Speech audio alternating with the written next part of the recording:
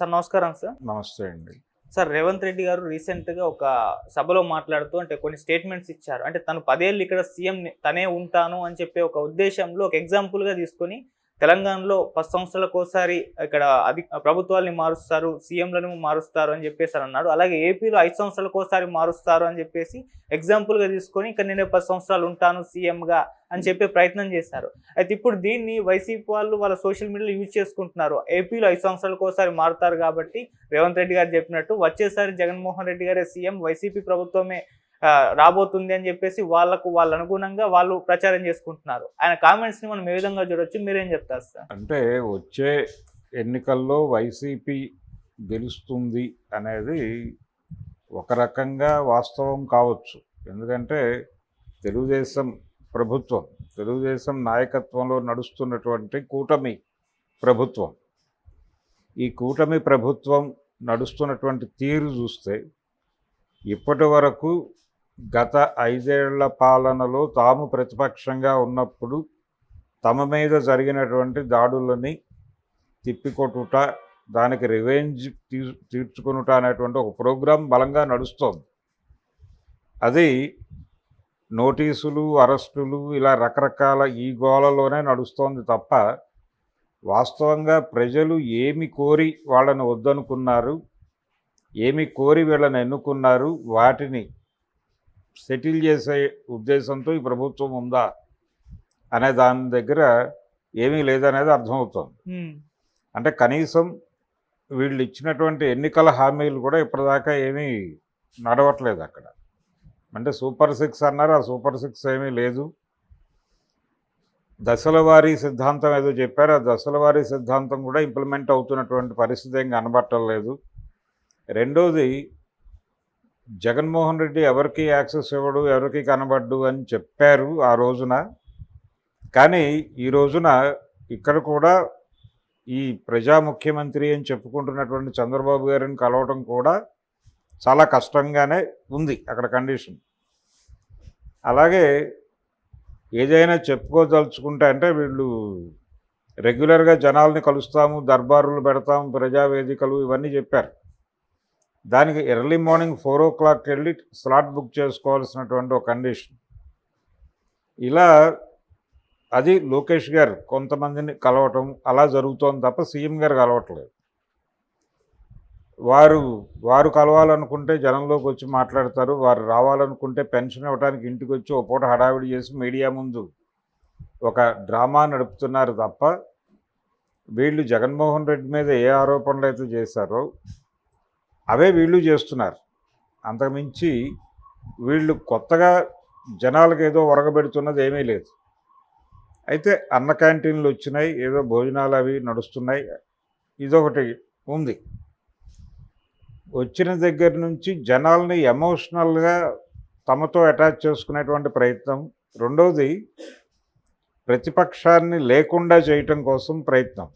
జగన్ చేసింది అదే. జగన్ అధికారంలోకి వచ్చిన ఒత్తుర క్షణం ఆయన నిద్రపోలేదు, వెళ్ళి ప్రజావేదికను కూల్చిన తర్వాత నిద్రపోయాడు. సో ఆయన ప్రోగ్రాం కూడా ఇదే. వారు కూడా నెక్స్ట్ ఎలక్షన్లో ఎలా గెలవాలి అనేది ప్రోగ్రాం వేసుకునే నడిచి భంగపడి ప్రతిపక్షంలోకి వెళ్ళాడు. అంటే గెలుపు లక్ష్యంగా పనిచేసి ఓడిపోవటం అనేది జరుగుతోంది. అలాగే ఇప్పుడు తెలుగుదేశం పార్టీ కూడా వచ్చే ఎన్నికల్లో గెలుపు లక్ష్యంగా ఈ కార్యక్రమాలన్నీ చేసి వైఎస్ఆర్సీపీని పూర్తి స్థాయిలో సర్వ విధాల తొక్కేసి తిరిగి ఎన్నికల్లో గెలవాలి. అసలు మొన్న చంద్రబాబు నాయుడు గారు చెప్పారు అన్నమాట, వైసీపీ ఇంకా తల ఎత్తే అవకాశం లేదు, వాళ్ళకి అధికారం వచ్చే అవకాశం అంతకంటే లేదు అని చెప్పాడు ఆయన.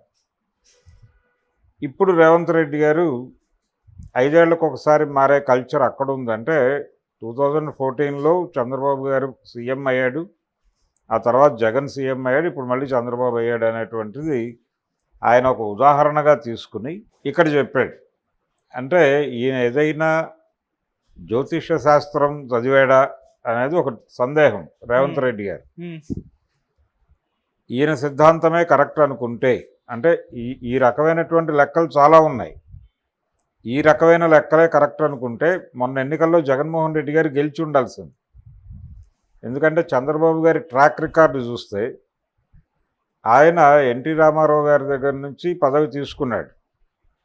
95లో ముఖ్యమంత్రి అయ్యాడు. 99 ఎన్నికల్లో ఆయన ఫస్ట్ టైం కంటెస్ట్ చేసింది. చంద్రబాబు గారి సొంత ఇమేజ్ మీద, సొంత బలం మీద నిలబడి గెలిచినటువంటి ఎన్నికలు 99 ఎన్నికలు. 99 ఎన్నికల్లో గెలిచి 2004 ఎన్నికల్లో ఓడిపోయాడు ఆయన. అంటే 5 ఏళ్లే పరిపాలించాడు. 2004లో అధికారం కోల్పోయిన చంద్రబాబుకి తిరిగి 2014లో అధికారం వచ్చింది. అంటే గెలిస్తే 5 ఏళ్ళు, ఓడిపోతే 10 ఏళ్ళు అనేది సిద్ధాంతం. ఏది ఇప్పుడు రేవంత్ రెడ్డి గారు చెప్పిన సిద్ధాంతం ప్రకారం చూస్తే, అప్పుడు రేవంత్ రెడ్డి గారు కూడా అక్కడే ఉన్నాడు, తెలుగుదేశంలోనే. కాబట్టి రేవంత్ రెడ్డి గారు ఇప్పుడు చెప్పిన లెక్క 5 ఏళ్ళు అక్కడ జరుగుతోంది, ఇక్కడ 10 ఏళ్ళు జరుగుతోంది అని ఏదైతే చెప్పాడో, ఉమ్మడి రాష్ట్రంలో చంద్రబాబు నాయుడు గారికి ఆయన అధికారంలోకి వస్తే 5 ఏళ్లలో పదవి కోల్పోయాడు. అలాగే ఓడిపోయిన తర్వాత 10 ఏళ్ళకి కానీ పదవి రాలేదు. ఆ వచ్చిన పదవి కదా కూడా రాష్ట్రం విడిపోయినటువంటి ఒక ముక్కలో వచ్చింది ఆయనకి. దీన్ని చూడాలి. దీన్ని సిద్ధాంతంగా మాట్లాడారు. ఏది గత ఎన్నికల సందర్భంగా. ఓకే. మళ్ళీ గెలవబోయేది జగనే అని చెప్పడానికి ఇదే ప్రాతిపదిక. ఏది చంద్రబాబు గారి దీని ప్రకారం ఆయన గెలిస్తే 5 ఏళ్ళు ఉంటాడు, ఓడిపోతే 10 ఏళ్ల వరకు పవర్ రాదు అనేటువంటి సిద్ధాంతం ప్రకారం చాలామంది వ్యాఖ్యానాలు చేశారు. ఇప్పుడు ఆయన 5 ఏళ్ల తర్వాత మళ్ళీ గెలిచాడు. ఆయన గెలవగానే రాష్ట్రం ఏమి విడిపోలేదు, రాయలసీమ ముక్క విడిపోలేదు, బాగానే ఉంది ప్రపంచం. కాబట్టి అక్కడ 5 ఏళ్ల తర్వాత జగన్ వస్తాడా రాడా అనే దానికంటే కూడా ఇక్కడ 5 ఏళ్ల తర్వాత కాంగ్రెస్ ఉంటుందా ఉండదా అనేది ప్రశ్న. అంటే ఈయన కూడా దాదాపుగా ప్రతిపక్షాన్ని లేకుండా చేయాలి అనేటువంటి ఒక కార్యక్రమం మీద ఉన్నాడు. ఆ కార్యక్రమంలో భాగంగానే ఇక్కడ కూడా అరెస్టులు జరుగుతున్నాయి. కొణతం దిలీప్ని అరెస్ట్ చేశారు కదా. అవును.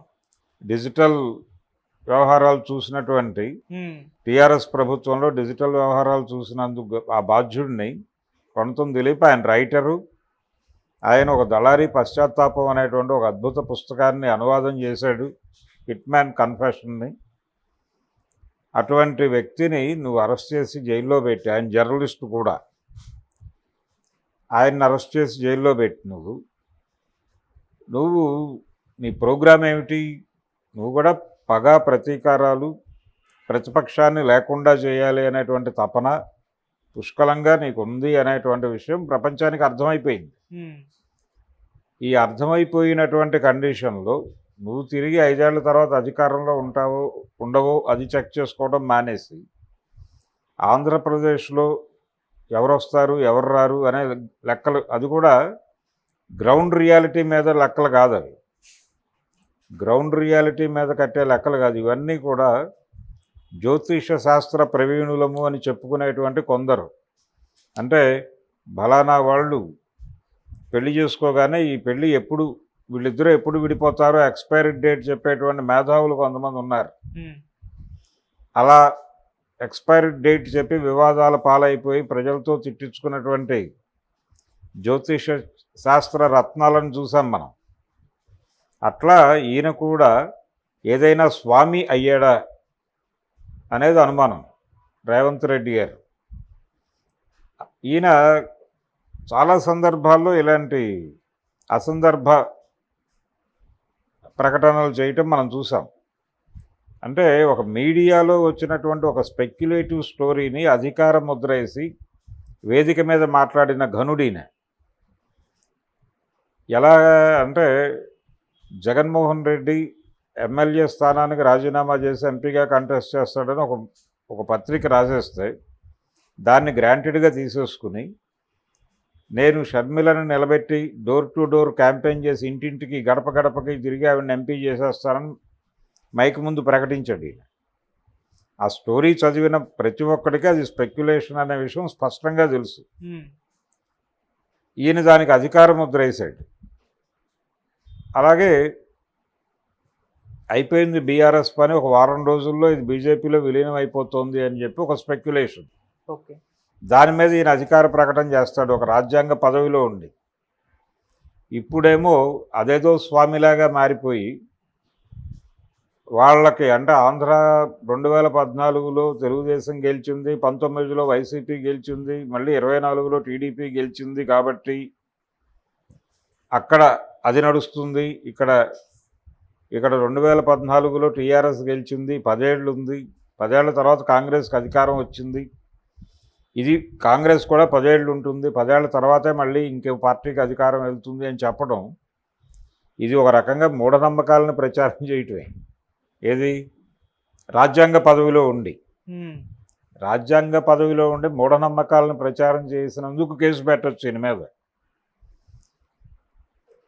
ఇప్పుడు ఎలా ఉంటుందంటే ఇందాక నేను చెప్పినటువంటి స్టోరీ, చంద్రబాబు నాయుడు గారు ఈ లెక్కల ప్రకారం, రేవంత్ రెడ్డి గారు చెప్పిన లెక్కల ప్రకారం మొన్న ఎన్నికల్లో అధికారంలోకి వచ్చే ఛాన్సే లేదు. ఒకవేళ అధికారంలోకి ఆయన 10 ఏళ్ల తర్వాత రావాలి అంటే వచ్చే ఎన్నికల తర్వాత రావాలి. ఆయన వచ్చినా కానీ అంటే రాయలసీమ విడిపోతే ఆయన రాయలసీమకు ముఖ్యమంత్రి అవ్వాలి తప్ప ఆంధ్రప్రదేశ్కి ముఖ్యమంత్రి అయ్యే ఛాన్స్ లేదు. ట్రాక్ రికార్డు ప్రకారం చూస్తే ఆయన 1900 ఇందాక మనం మాట్లాడుకున్నాం 99 ఎన్నికల్లో గెలిచాడు, 2004 ఎన్నికల్లో ఓడిపోయారు, 5 ఏళ్ళే. ఆ తర్వాత అధికారం రావడానికి 10 ఏళ్ళు పట్టింది. మరి ఆ సిద్ధాంతం అక్కడ విఫలమైంది కదా, ఆ సిద్ధాంతం ఇక్కడ కూడా విఫలమవుదని గ్యారంటీ ఏం లేదు కదా. జ్యోతిష శాస్త్రంలో ఏది చెప్పినా అది జరగచ్చు జరగకపోవచ్చు అనేది ఏదో పద్ధతిలో హింట్ ఇస్తారు వాళ్ళు. ఓకే, అది స్పెక్యులేషనే. ఆ స్పెక్యులేషన్ స్టోరీస్కి గతంలో అధికార ముద్ర వేశారు మీరు. మీడియా రాసిన స్పెక్యులేటివ్ స్టోరీస్కి మీరు అధికార ముద్ర వేసి వేదికల మీద ప్రకటించి అది వంట పట్టించుకుని అలవాటైపోయి మీకు ఇప్పుడు మీరే స్పెక్యులేటర్గా మారిపోయారు, మీరే జ్యోతిష రత్నగా మారిపోయారు. మిమ్మల్ని జాతకాలు చెప్పమని ప్రజలు ముఖ్యమంత్రిని చేయలే, మిమ్మల్ని పరిపాలించమని చెప్పారు. మీరు రేవంత్ స్వామి కావద్దు, మీరు రేవంత్ రెడ్డిగా ఉండి పరిపాలన అందించండి చాలు అని చెప్పడం తప్ప మనం చేయగలిగింది ఏమీ లేదు. Okay sir, thank you so much.